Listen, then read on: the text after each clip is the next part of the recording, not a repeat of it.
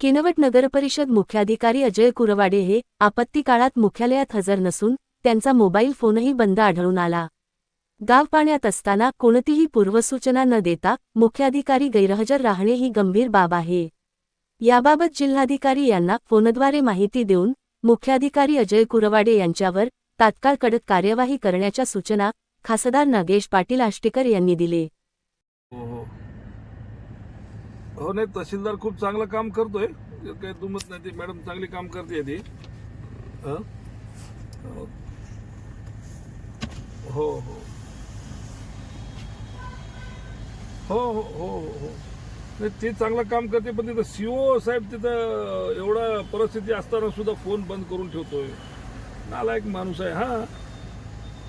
आणि तो तिथं म्हणजे याला पण नाही आहे, हेडक्वार्टरला पण नाही आहे, आणि फोन पण बंद ठेवतोय।